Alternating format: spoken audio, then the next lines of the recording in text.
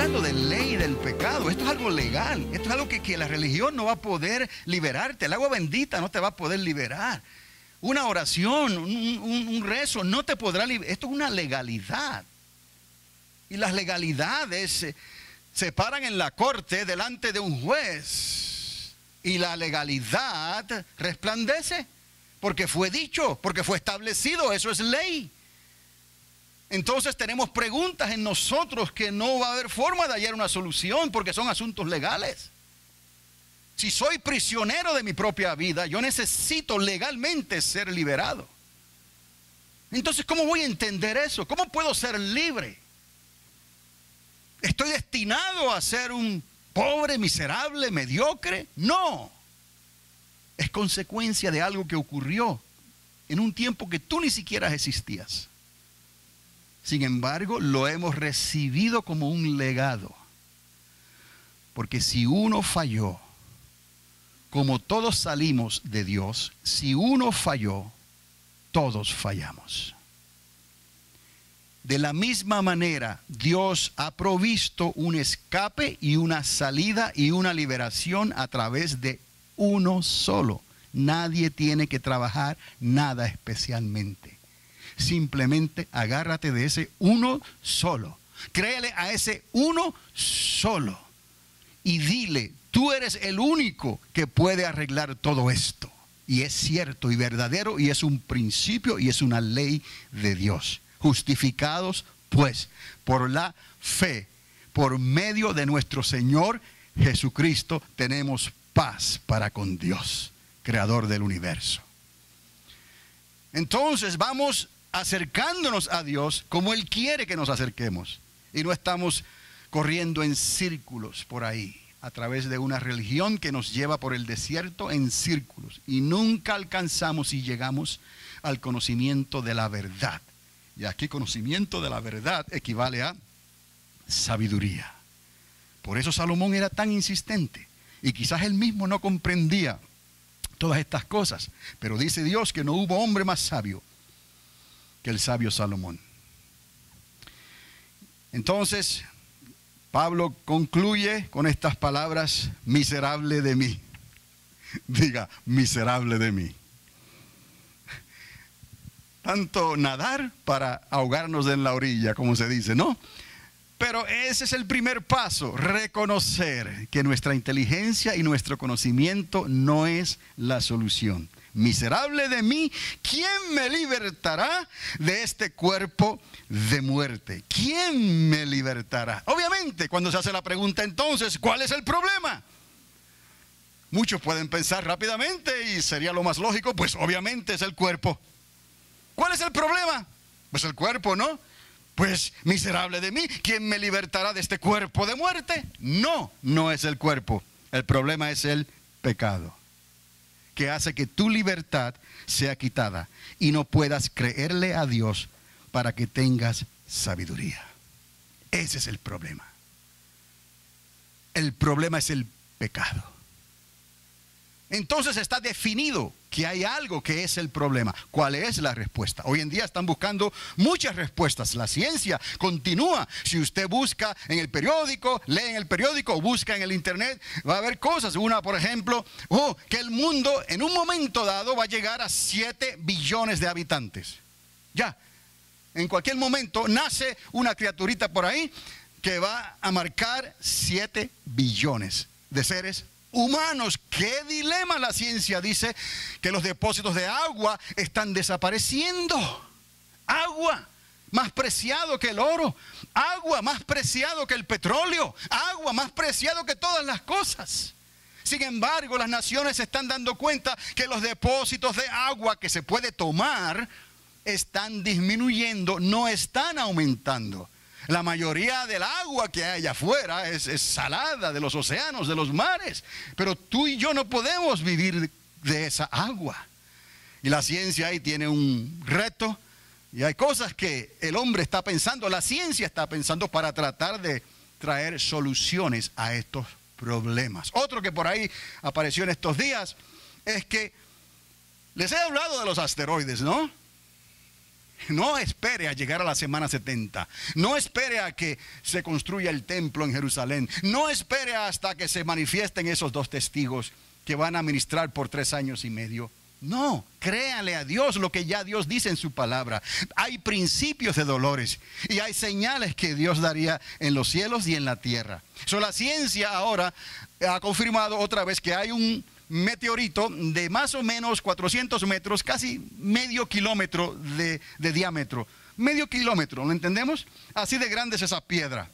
¿Cuál es la diferencia? Que en esta ocasión, el día martes, noviembre 8, si no me equivoco, ese asteroide que viene de atrás del Sol, no se puede ver claramente los días antes, sino que se va a ver el último día, la última noche, cuando va a entrar. Pero el asunto, hay cantidad de asteroides que están pasando, cada día están pasando, pero no cada día pasa un asteroide entre la Luna y la Tierra. Este asteroide va a pasar entre la Luna y la Tierra. Ya cambia la perspectiva. Porque entonces la ciencia con sus cómputos no quiere asustar a nadie. Pero ¿qué es lo que puede decir la ciencia? Que las posibilidades entonces de un impacto aumentan. Porque ahora este asteroide está pasando entre la órbita de la Luna y la Tierra. Está más cerca. Y si usted se da cuenta, hay un planeta por ahí, no sé si le llaman Neptuno o Uranio, uno de ellos que está virado. La ciencia asegura que la razón que este planeta está virado, o sea, es porque sufrió un impacto que lo dejó virado. Y así se quedó en el sistema planetario del sistema solar nuestro. Ahí está, Urano o Neptuno, no sé, usted puede verificarlo por ahí en el internet. El asunto es que este planeta es muy bonito, tiene un anillo y está sufriendo unos cambios que antes no había sufrido. Era un planeta aburrido, ahora es un planeta divertido porque tiene cambios que antes no tenía. Y el asunto de que está virado, eso es algo que se ha sabido ya desde que se descubrió, ¿no? Más o menos. El asunto es que por causa de estar virado, pasa 42 años mirando al sol. 42 años. Y pasa 42 años de espalda al sol. ¡Wow! Qué tremendo esto, ¿no? Qué clase de tiempo. 42 años de un tiempo y 42 años del otro. No nos importa, no nos concierne porque nosotros estamos en la bendita y gloriosa tierra que se llama el planeta azul.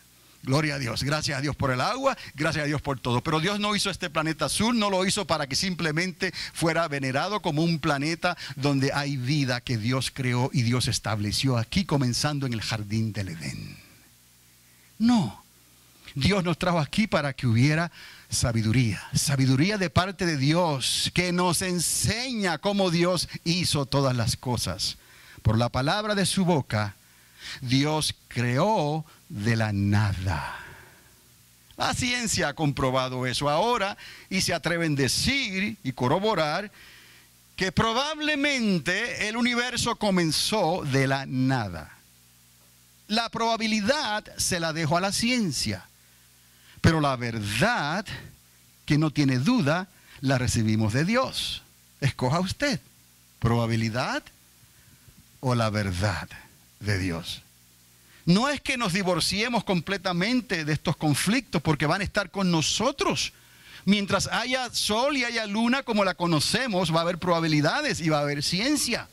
Pero ya tenemos el anticipo por medio del Espíritu Santo que nos da la fe para poder entender y llamar las cosas que no son como si fuesen. Si no, ¿qué diferencia habría entre nosotros y las demás religiones del mundo? Seríamos simplemente religiosos viviendo un espejismo. Y así nacen, y así viven, y así mueren. Qué aburrido es eso, más aburrido que ese planeta, ¿no? No pensemos así, vamos a pensar que dentro de la sabiduría de Dios hay tantas cosas que necesitamos saber para poder vivir una vida fructífera, llena del fruto del Espíritu de Dios, llena de lo que Dios tiene y ha tenido para nosotros. No vamos a desperdiciar nada de eso. Lo que Dios te dio, úsalo. No te duermas en tus laureles. Úsalo y pídele a Dios. Créele a Dios. Levántate y anda en el nombre de Jesús y llama las cosas que no son como si fuesen. Entonces, entendemos que el problema no es el cuerpo, y Pablo llega a esta conclusión, porque el pecado es el problema, y el pecado es el que hace que tu libertad sea quitada y no puedas creerle a Dios para que tengas sabiduría. Entonces, esos problemas que tenemos hoy en día, esos problemas tienen solución. Dios suplirá el agua, y cuando llegue el momento en que Dios tenga que tratar con el planeta Tierra de esa manera ya más directa, puede ser, hermanos, pero no queremos aquí alarmar a nadie. Puede ser que ese asteroide nos dé un susto, pero que se quede ahí, un susto. Porque sabemos, por lo que Dios mismo ha decretado, que hay otras cosas que tienen que ocurrir antes de que venga el cataclismo final. Vamos a creerle a Dios. Pero si ese susto puede servirte a ti para ayudar a alguien y traerlo a los pies de Cristo, todo vale, dijo Pablo. Todo lo que es conforme a los propósitos de Dios, obviamente. ¿Y ese planeta cuál es? Saturno, ¿no? No es Neptuno ni Uranio, ¿no? Entonces, ahora quiero llevarles a esta parte, que en realidad era lo que les quería decir. Y usted dirá, oiga, ¿pero para qué tanta vuelta?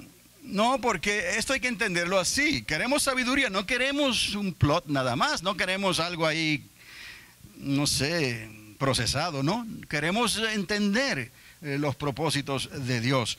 Vaya conmigo a Juan capítulo 8, y ahí hay una historia, y Juan 8:31.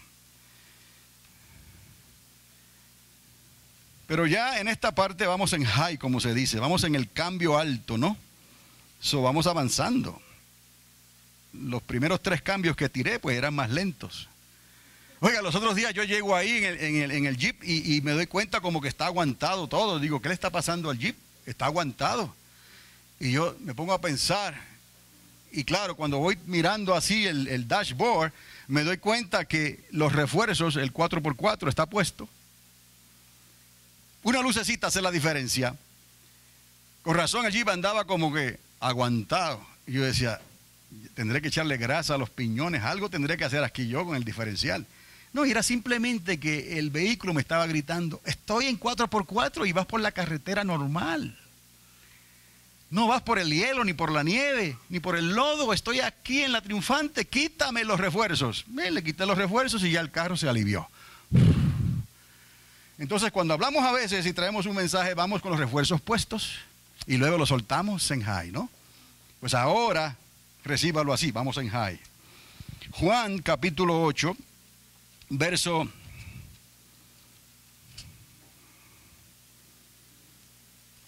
31 para tener el trasfondo completo aquí de lo que estamos leyendo. 8:31 de Juan. Entonces Jesús decía a los judíos que habían creído en él, ya habían creído en él, si vosotros permanecéis en mi palabra, verdaderamente seréis mis discípulos. Discípulos es que sigue, no cree y sigue, no simplemente es por carta, cree y sigue. Ahí.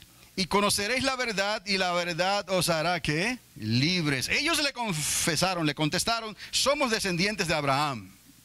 Aquí siempre va a haber este conflicto, ¿no? Viene alguien por ahí que dice que es el creador del universo, que sabe todas las cosas, pero a mí no me parece que él es.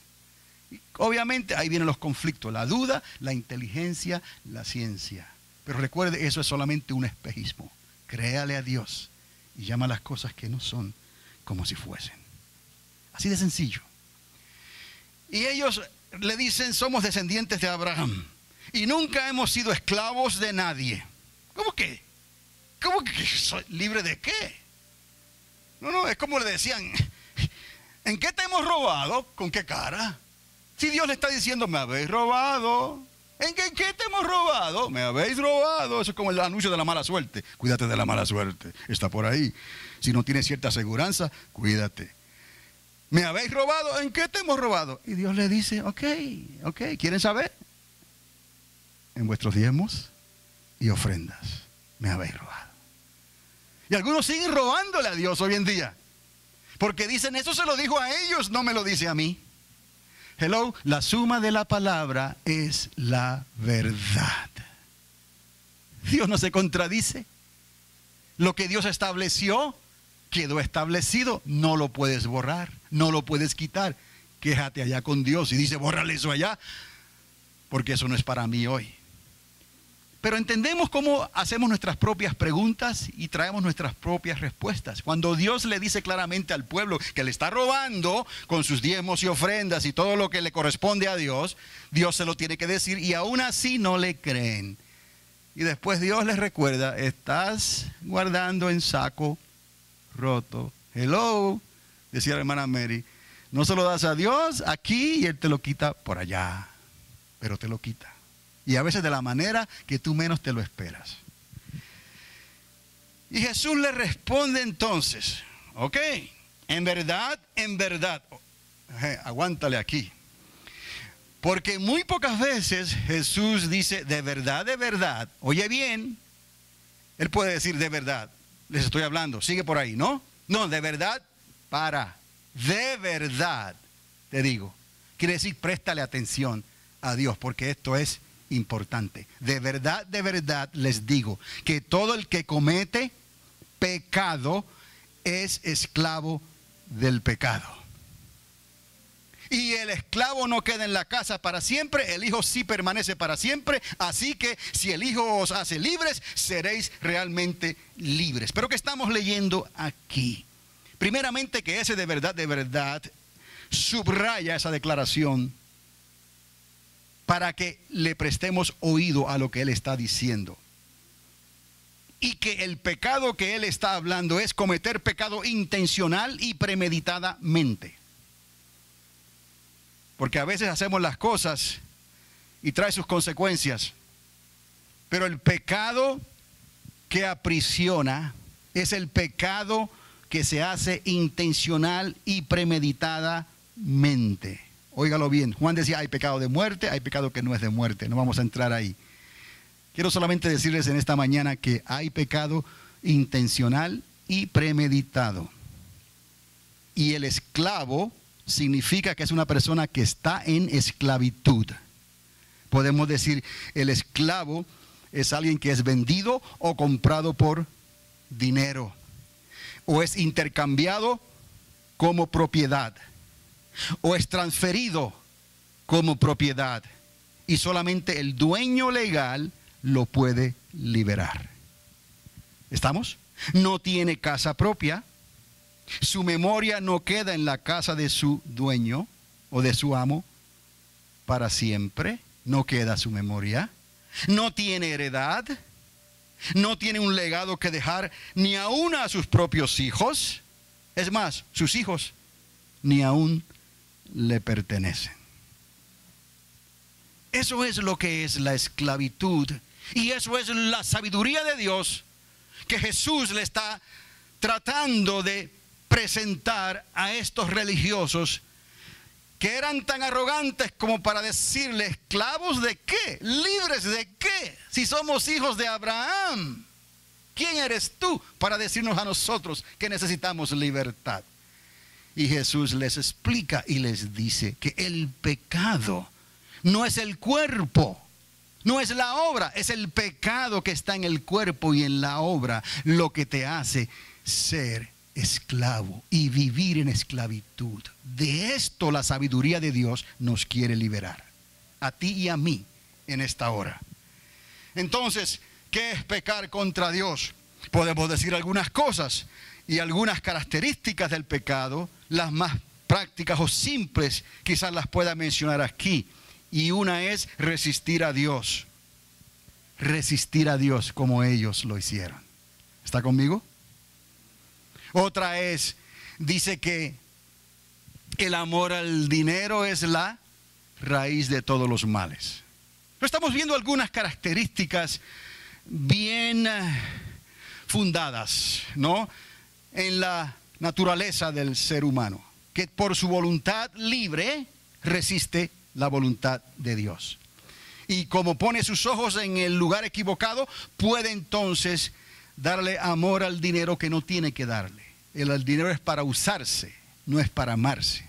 El amor al dinero es la raíz de todos los males. Hay otro que dice, amarás a tu prójimo como a ti mismo. Pues no le hagas a nadie lo que no quieres que te hagan. ¿A quién? A ti. Es pecado. Y por último, los 10 mandamientos que fueron delineados desde un principio en el monte Sinaí. Esos 10 mandamientos expresan la ley y el conocimiento y la sabiduría de Dios. Para que entonces no haya duda. Robar es robar, mentir es mentir, ser idólatra es ser idólatra, y no pondrás a nadie entre tú y Dios. Entendamos esto. Son cosas, principios que Dios estableció para que el pecado, que es el que nos hace esclavos en verdad, fuera expuesto. Y nosotros pudiéramos escoger sabiamente la libertad que nos da Cristo Jesús. No hay otra forma de que estas cadenas sean rotas. No hay llave que pueda abrir este candado. Solamente la llave que está en las manos del Hijo de David. Él tiene las llaves. ¿Y cuánto nos cuesta aceptar esto? Recibirlo. Tantas personas que están sinceramente equivocadas y morirán con las cadenas puestas sobre sus brazos. Qué pérdida, eternamente y para siempre. Entonces, la libertad que nos da Jesús se lo está comunicando a los religiosos que supuestamente tenían que entender estas cosas. Por eso le habló como le habló a Nicodemo. Nicodemo, se supone que tú sepas estas cosas, pero no las entendías. Así tampoco estos religiosos no las podían entender. Pero ese no es el problema, ya ellos pasaron y tuvieron su oportunidad. El problema es hoy. Cantidad de gente, y dentro de las iglesias, cantidad de gente que están todavía atados con cadenas de las consecuencias de sus pecados, porque no le han creído a Cristo completamente para recibir una libertad total.